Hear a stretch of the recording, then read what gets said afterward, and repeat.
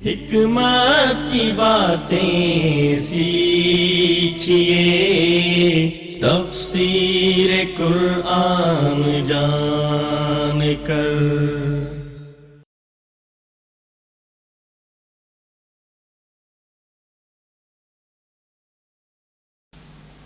اور ان لوگوں کی مثال جو اللہ تعالیٰ کی رضا کی تلاش میں اور اپنے دلوں میں پختگی پیدا کرنے کے لیے خرچ کرتے ہیں، ان کی مثال ایک ایسے باغ کی مثال کی طرح ہے جو کسی اونچی جگہ پر ہو، پھر اسے زوردار بارش پہنچے تو وہ اپنا پھل 2 گنا لائے، پھر اگر اسے زور کی بارش نہ بھی پہنچے تو کچھ شبنم ہی کافی ہے، اور جو کچھ تم کرتے ہو اللہ تعالیٰ اس کو خوب دیکھنے والا ہے۔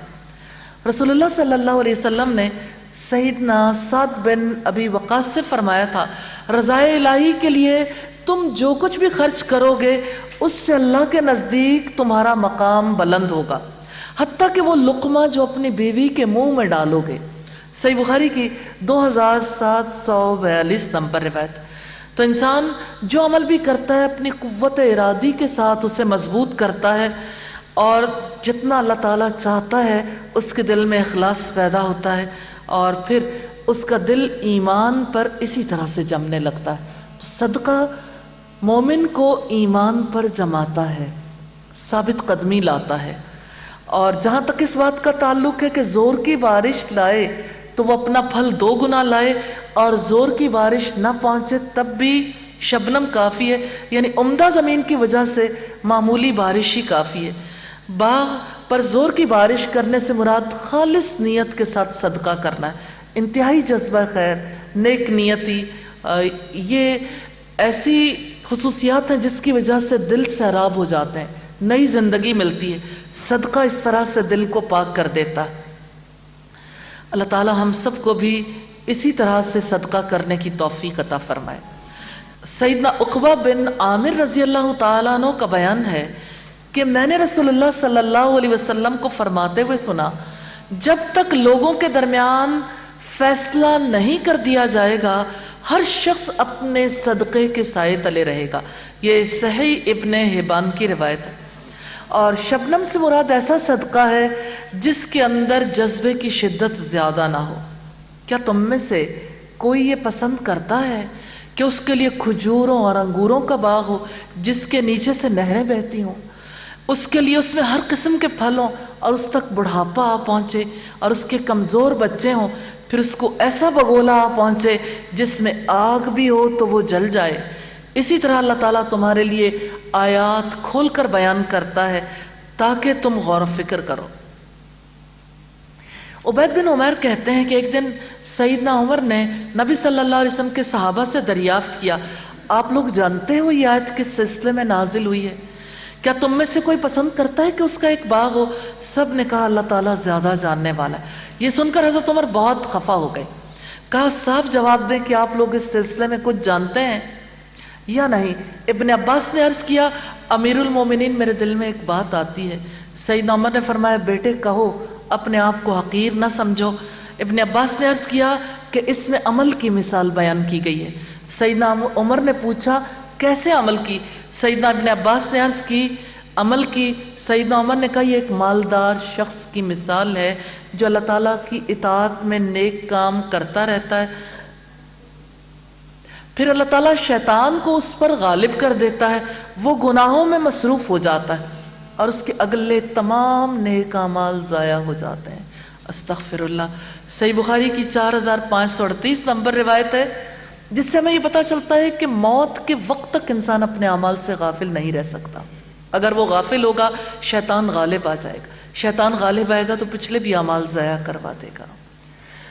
رکوع نمبر 5 میں سے خرچ کرو جو تم نے کمائی ہے، اور ان میں سے بھی جو ہم نے تمہارے لیے زمین سے نکالی، اور اس میں سے جو تم خرچ کرتے ہو گندی چیز کا ارادہ نہ کرو، حالانکہ تم خود ہی اس کو لینے والے نہیں ہو، مگر یہ کہ تم اس کے بارے میں آنکھیں بند کر لو اور جان لو یقیناً اللہ تعالیٰ بڑا بے پرواہ بے حد خوبیوں والا ہے۔ برا بن عازب سے مروی ہے کہ یہ آیت انصار کے بارے میں نازل ہوئی۔ کھجور پکنے کے زمانے میں مسجد نبوی میں 2 عمودوں کے درمیان رسی سے کھجور کے گچھے لٹکا دیتے تھے تاکہ غریب مہاجرین اس سے کھا لیا کریں۔ ان کھجوروں میں کسی نے ردی چھوارے بھی لا کر لٹکا دیے تو یہ کام ایسا تو نہیں ہے کہ اللہ کی راہ میں خرچ کرنے والے کو ایسا مال خرچ نہیں کر سکتے، لیکن اللہ تعالیٰ نے توجہ دلائی ہے، کیا آپ اپنے لیے یہ پسند کرتے ہو؟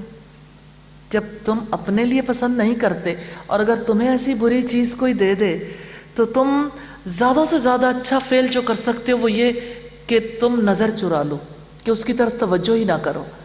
تو جب جو چیز اپنے لیے پسند نہیں کرتے اسے دوسروں کے لیے بھی پسند نہ کرو۔ ابن عباس کا قول ہے اپنے پاک اموال میں سے صدقہ کرو۔ صدقے کے لیے ضروری ہے اس کی قبولیت کے لیے کہ کمائی پاک ہو، حلال ہو، چاہے اس کا کوئی بھی ذریعہ ہو، تجارت ہو، زراعت ہو یا صنعت ہو۔ اللہ تعالیٰ ہمیں صدقہ کرنے کی توفیق عطا فرمائے، یقین بھی عطا فرمائے کہ یہ صدقہ قیامت کے دن ہمارے لیے سایہ بنے گا۔ شیطان تمہیں مفلسی کا خوف دلاتا ہے اور تمہیں شرمناک بخل کا حکم دیتا ہے، اور اللہ تعالیٰ تمہیں اپنی طرف سے بخشش اور فضل کا وعدہ دیتا ہے، اور اللہ تعالیٰ بڑی وسعت والا، سب کچھ جاننے والا ہے۔ نبی صلی اللہ علیہ وسلم نے فرمایا شیطان ایک چوکا مارتا ہے اور ایک توفیق کی راہبری فرشتہ کرتا ہے۔ شیطان شرارت پر آمادہ کرتا ہے، حق کے جھٹلانے پر آمادہ کرتا ہے، فرشتہ نیکی اور حق کی تصدیق پر آمادہ کرتا ہے، یعنی دو فورسز انسان پر مستقل کام کرتی رہتی ہیں۔ تو جس کے دل میں نیکی کا خیال آئے وہ اللہ کا شکر ادا کرے اور جان لے کہ یہ اللہ تعالیٰ کی طرف سے، اور جس کے دل میں وسوسہ آئے وہ اعوذ باللہ پڑھے۔ پھر آپ صلی اللہ علیہ وسلم نے یہی آیت تلاوت فرمائی، یہ ترمذی کی روایت ہے۔ اور جہاں تک شیاطین کا تعلق ہے وہ فحشاء کا حکم دیتے ہیں۔ فحشاء ہر اس نافرمانی کے کام کو کہتے ہیں جس میں انسان حد سے باہر نکل جائے۔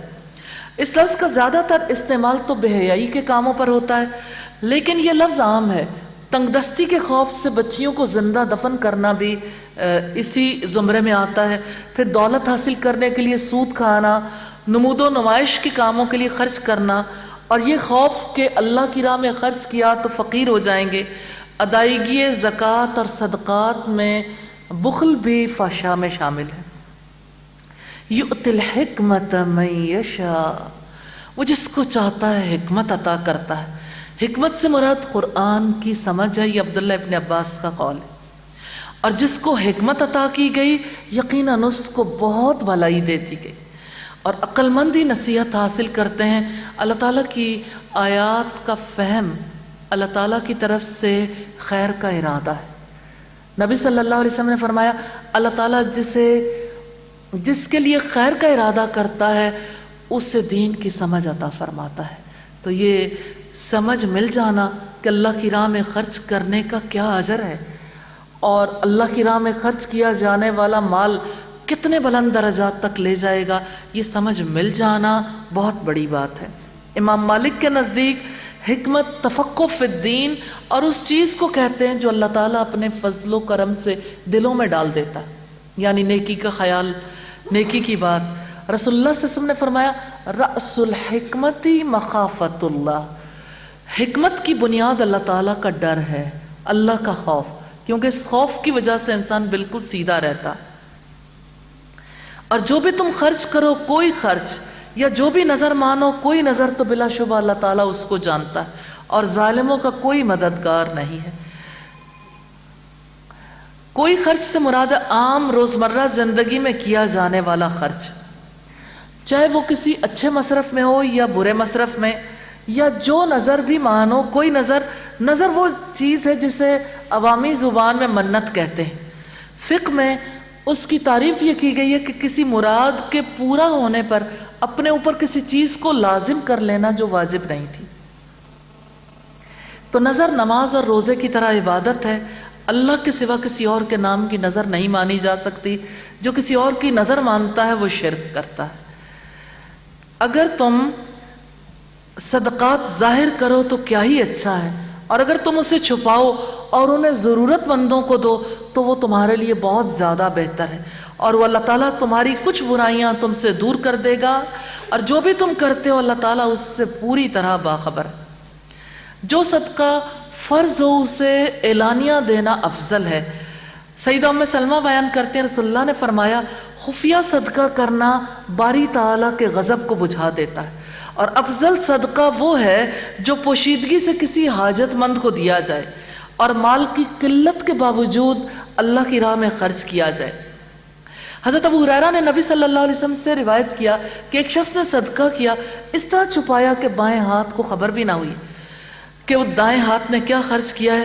اللہ تعالیٰ نے فرمایا اگر تم ظاہر کر کے دو تو یہ بھی اچھا ہے، اگر پوشیدہ طور پر فقراء کو دو تو یہ بھی تمہارے لیے بہتر ہے، تمہارے گناہ مٹا دے گا، اور جو کچھ تم کرتے ہو اللہ تعالیٰ اس سے پوری طرح خبردار ہے۔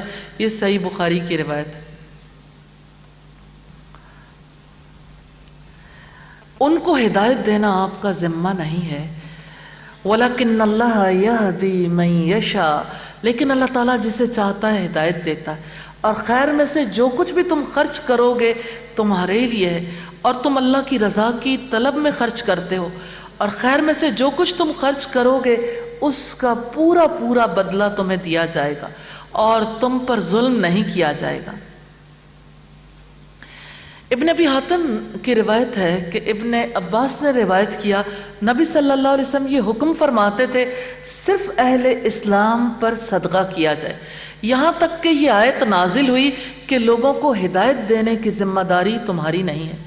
تو آپ نے حکم دیا کہ جس مذہب کے پیروکار تم سے سوال کریں تم انہیں صدقہ کر دیا کرو۔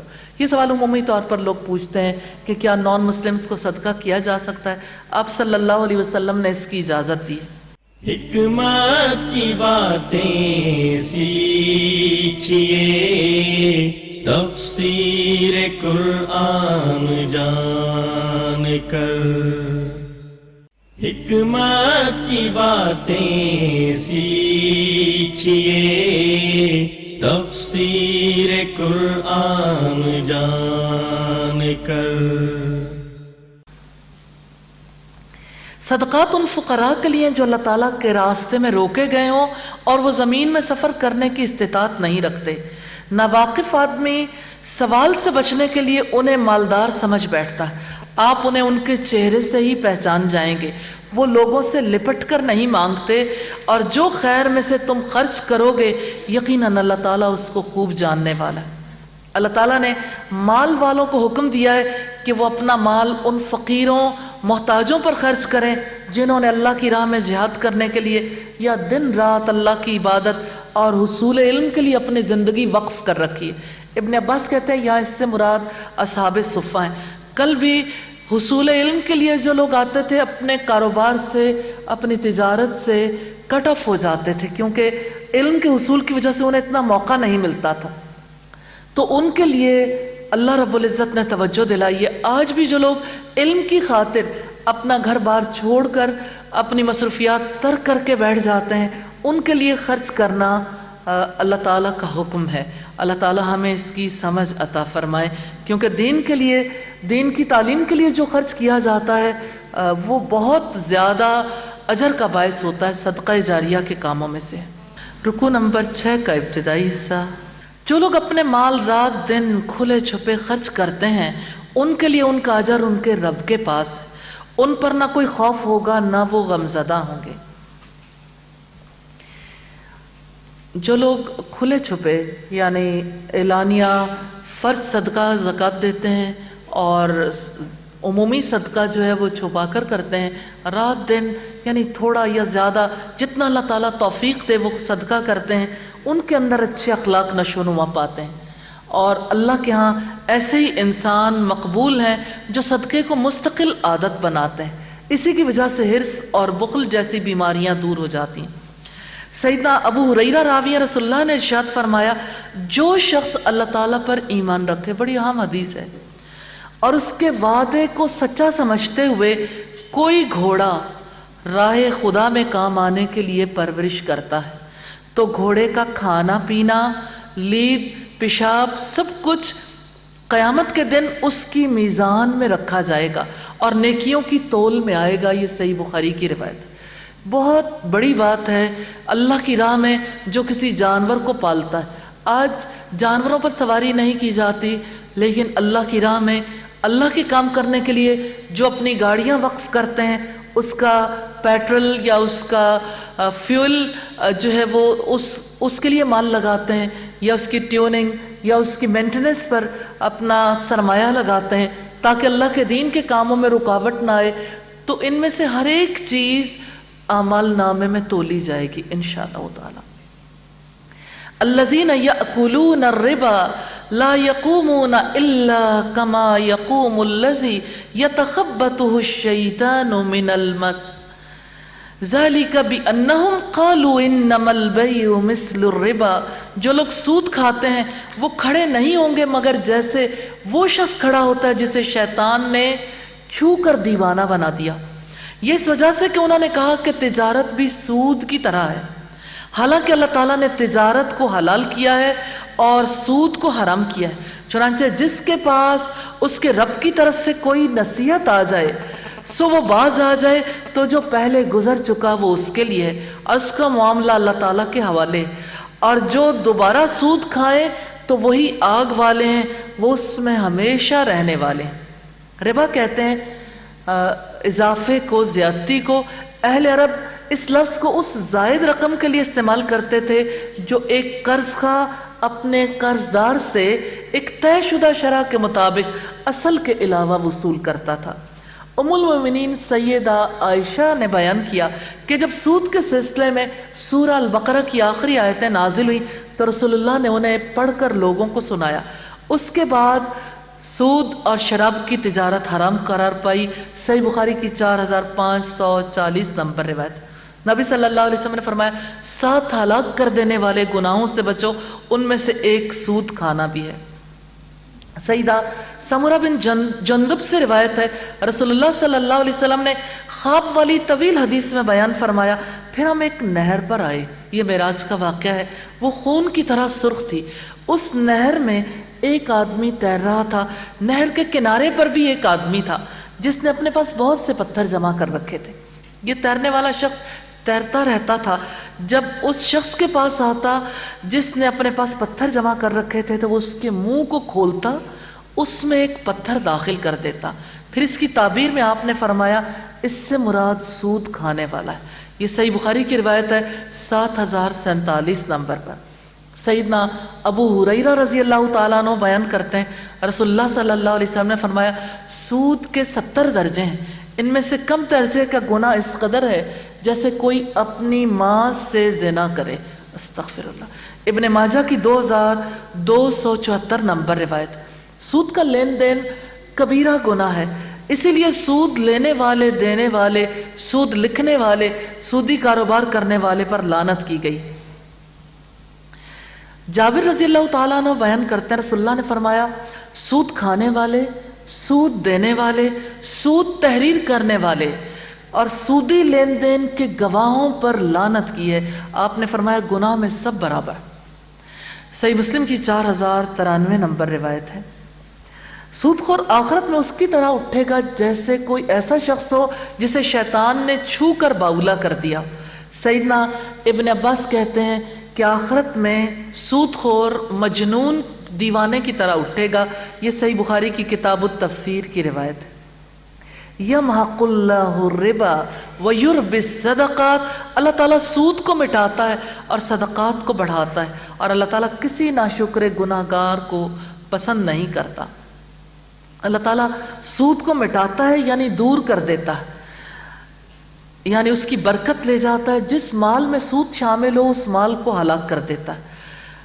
سیدنا جابر سے روایت رسول اللہ نے ارشاد فرمایا جو گوشت حرام سے بڑھا ہو وہ جنت میں داخل نہیں ہوگا، یعنی جو سود کھا کے اپنے جسم کو پروان چڑھاتے ہیں وہ جنت میں نہیں جا سکتے، اور جو گوشت حرام سے بڑھا دوزخ کی آگ اس کی زیادہ مستحق ہے۔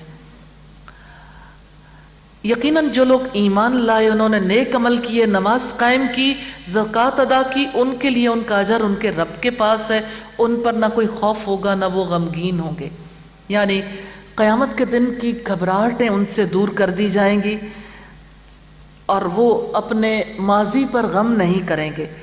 اے لوگوں جو ایمان لائے ہو، اللہ سے ڈر جاؤ اور جو سود میں سے باقی رہ گیا اسے چھوڑ دو۔ یہ اللہ تعالیٰ کا حکم ہے کہ جتنا سود باقی رہ گیا اسے ترک کر دو اگر تم ایمان والے ہو۔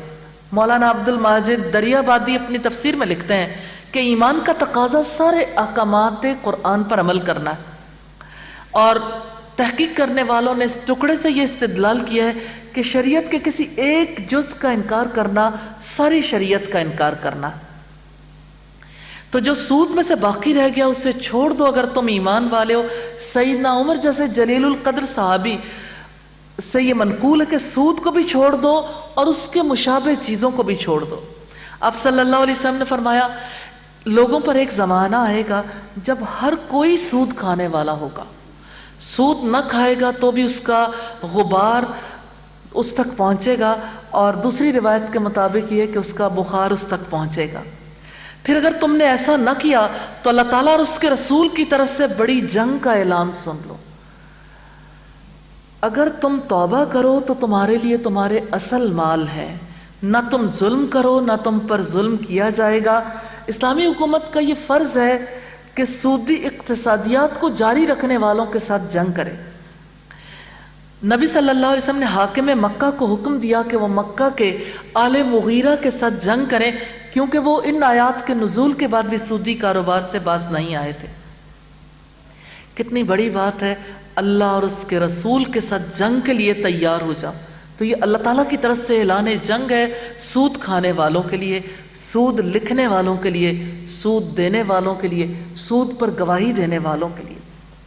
اور اگر کوئی تنگ دست ہو تو آسانی تک اسے مہلت دینا، اور تمہارا صدقہ کرنا ہی تمہارے لیے زیادہ بہتر ہے اگر تم جانتے ہو۔ سعید بن جبیر نے اس قول کے بارے میں کہا کہ جو کسی تنگ دست پر صدقہ کرے گا اس کے لیے بڑے اجر کا ذریعہ ہوگا۔ سیدنا حذیفہ سے روایت ہے نبی کریم صلی اللہ علیہ وسلم نے فرمایا ایک آدمی مر گیا، جنت میں داخل ہوا، اسے کہا گیا کہ آپ کیا عمل کرتے تھے؟ اسے یاد آیا یا یاد کروایا گیا تو اس نے کہا میں لوگوں کو مال فروخت کرتا تھا، میں تنگ دست کو مہلت دیتا تھا، اور سکوں کے پرکھنے یا نقد میں درگزر کرتا تھا، تو اس کی مغفرت کر دی گئی۔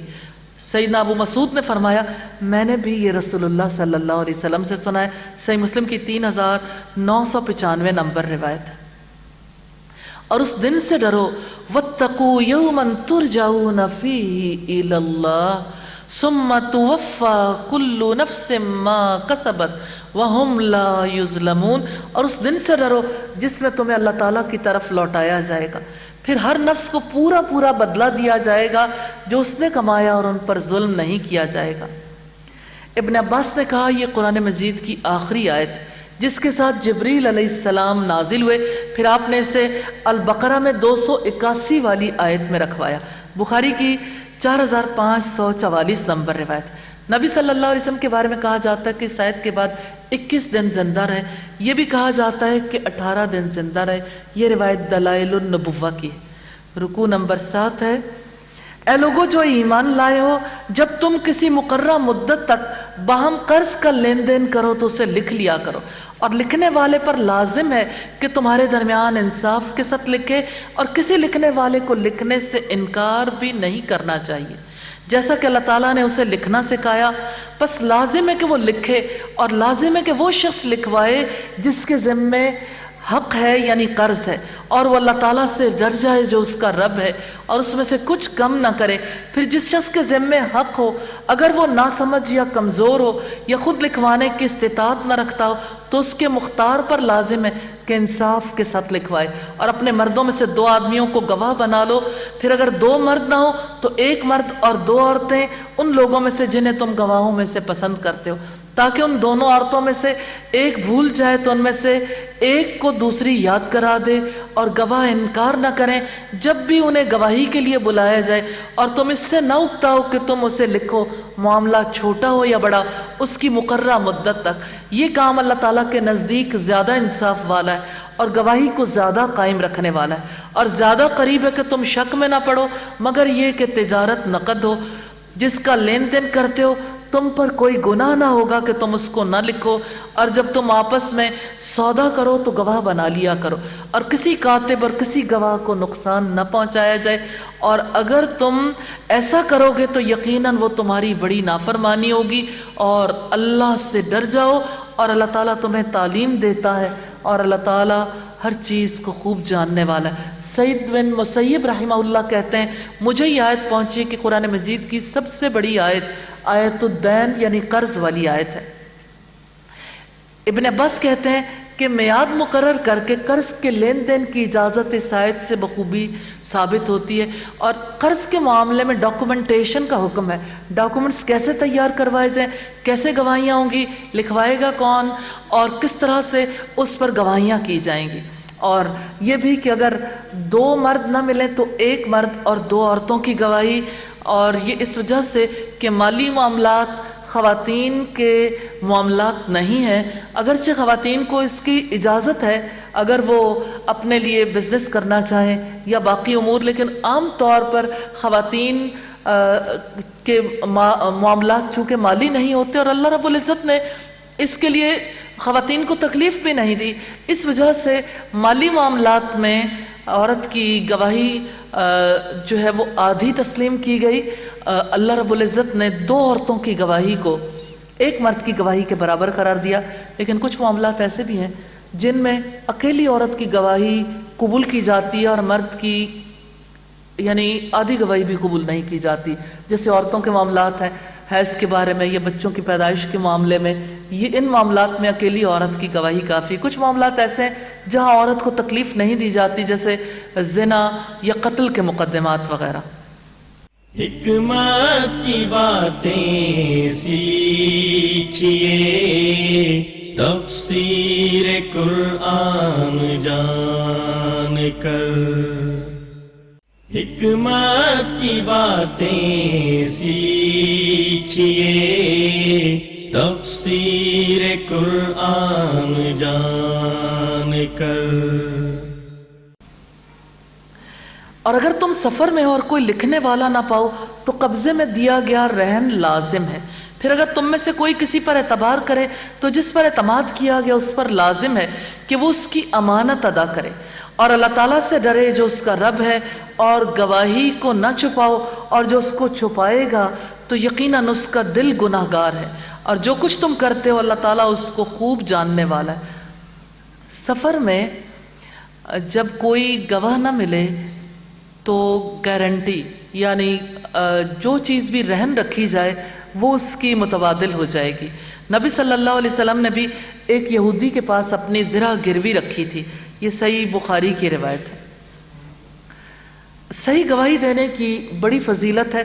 نبی صلی اللہ علیہ وسلم نے فرمایا سب سے بہتر گواہ وہ ہے جو گواہی طلب کرنے سے پہلے خود گواہی کے لیے پیش ہو جائے، یہ صحیح مسلم کی روایت ہے۔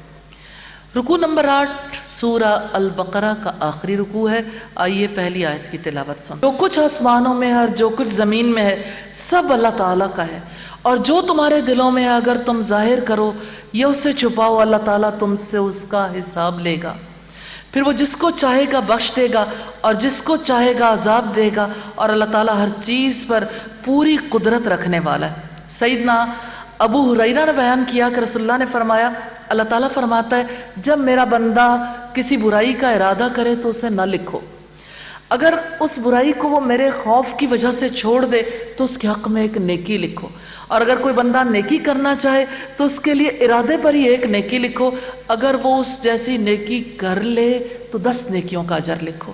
یہ صحیح بخاری کی روایت ہے۔ اور بات ہے اس آیت میں محاسبے کی، اللہ تعالیٰ کے حساب لینے کی۔ سیدنا عمر کو محاسبے کا اتنا خوف تھا، ایک بار کہنے لگے اے علی میں تو اتنا چاہوں گا کہ قیامت کے دن مجھے نہ میری نیکیوں کا اجر ملے نہ گناہوں کے عوض میری پکڑ ہو تو میرے لیے بہت بڑی کامیابی، یعنی میں برابر برابر چھوٹ جاؤں اتنا ہی میرے لیے کافی ہے۔ آمن الرسول بما انزل الیہ من ربہ والمؤمنون، رسول ایمان لایا اس پر جو اس کے رب کی جناب سے اس کی طرف نازل کیا گیا، اور مومن بھی سبھی اللہ تعالیٰ پر، اس کے فرشتوں پر، اس کی کتابوں پر، اس کے رسولوں پر ایمان لائے۔ اس کے رسولوں میں سے ہم کسی ایک کے درمیان بھی فرق نہیں کرتے۔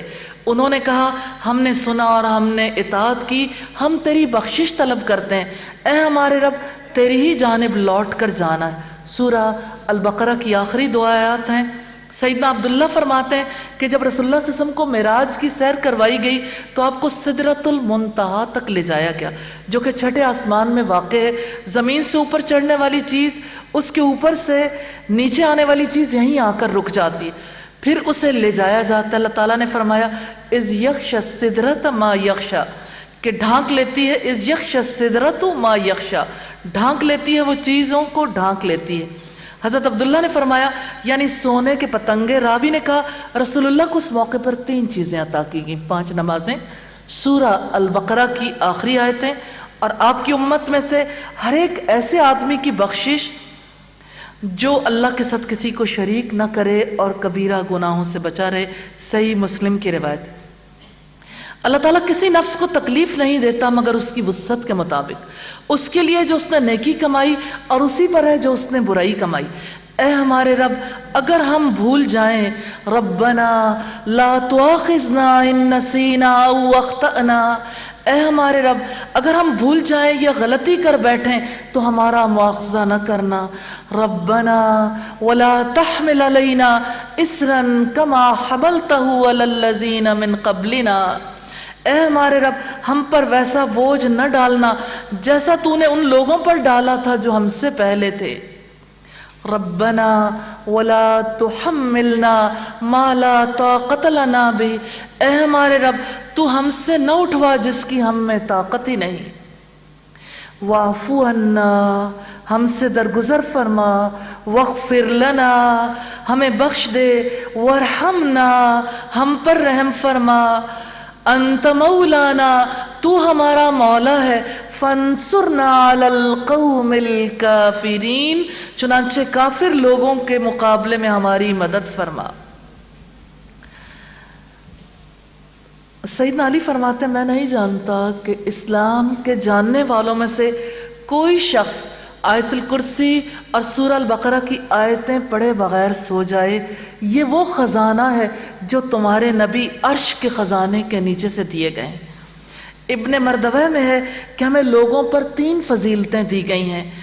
سورہ البقرہ کی یہ آخری آیتیں عرش تلے کے خزانوں میں سے دیا گیا ہوں، جو نہ میرے سے پہلے کسی کو دی گئیں نہ میرے بعد کسی کو دی گئیں۔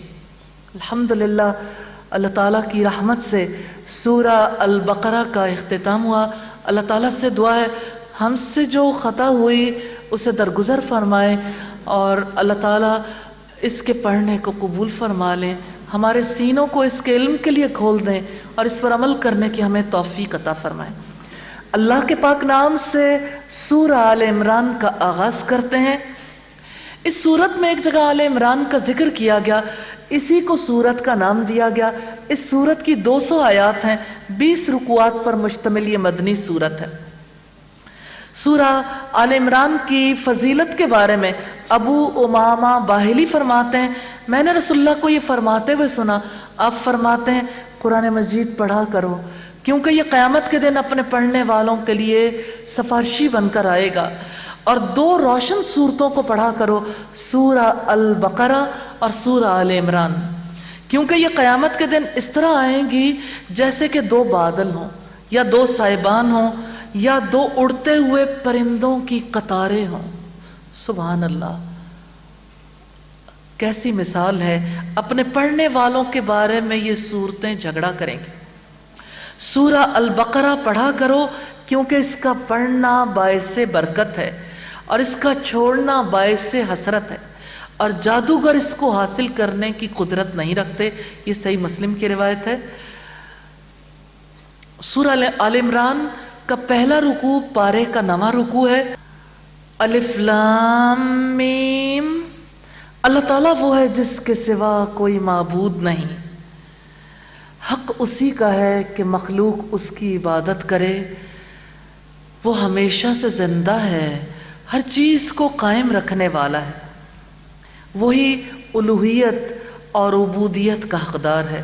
جابر بن عبداللہ رضی اللہ تعالیٰ عنہ سے روایت ہے میں نے رسول اللہ کو فرماتے ہوئے سنا افضل الذکر لا الہ الا اللہ، کہ افضل ذکر یعنی اللہ کی افضل یاد جو ہے لا الہ الا اللہ ہے۔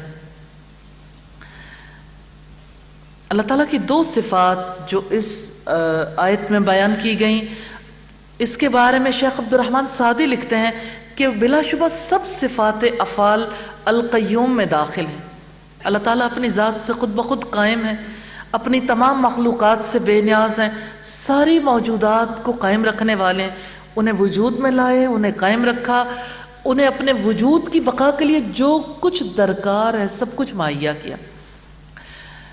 اس نے آپ پر حق کے ساتھ کتاب نازل کیا، یعنی محمد صلی اللہ علیہ وسلم پر، جو اپنے سے پہلی کتابوں کی تصدیق کرنے والی ہے، اور اس نے تورات اور انجیل بھی نازل کی ہے۔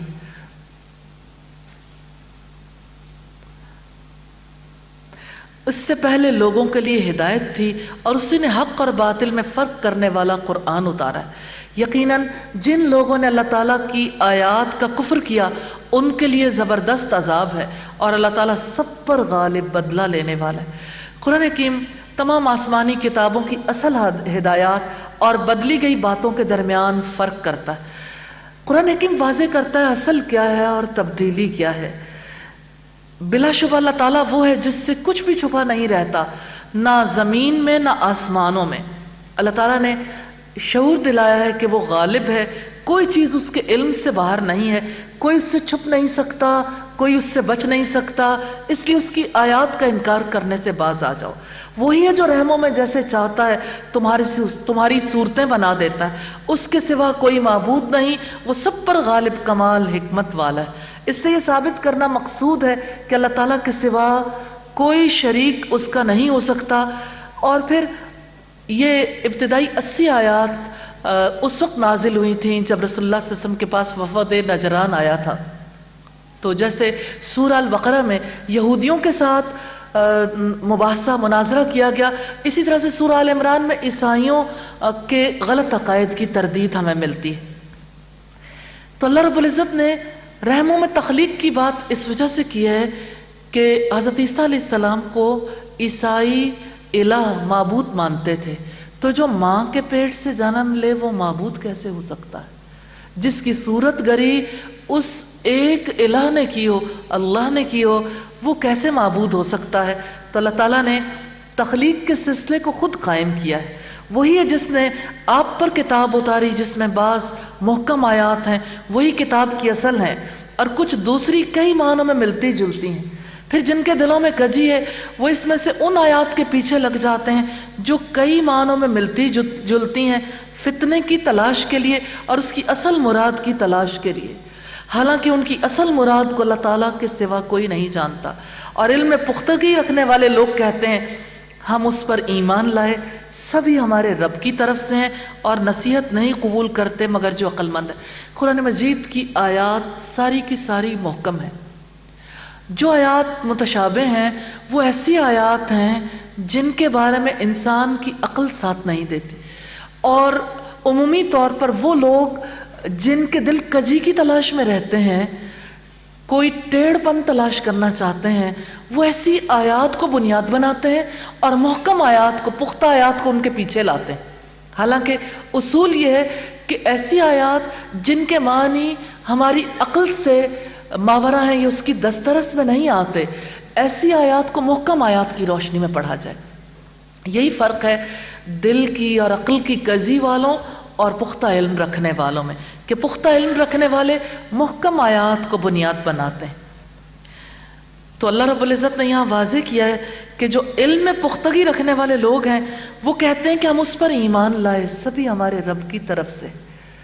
کتنی پیاری بات ہے ابتدا میں یہ کہہ دینا ہم ایمان لائے، سارے وسوسے، سارے شبہات، سارے شکوک کو دور کر دینے والی بات، سب ہمارے رب کی طرف سے۔ اس بات کو تسلیم کرنے کے بعد جھگڑا ہی نہیں رہ جاتا کہ رب نے جتنا واضح کیا اتنا کافی ہے۔ تو نصیحت صرف عقل مند لوگ ہی قبول کرتے ہیں۔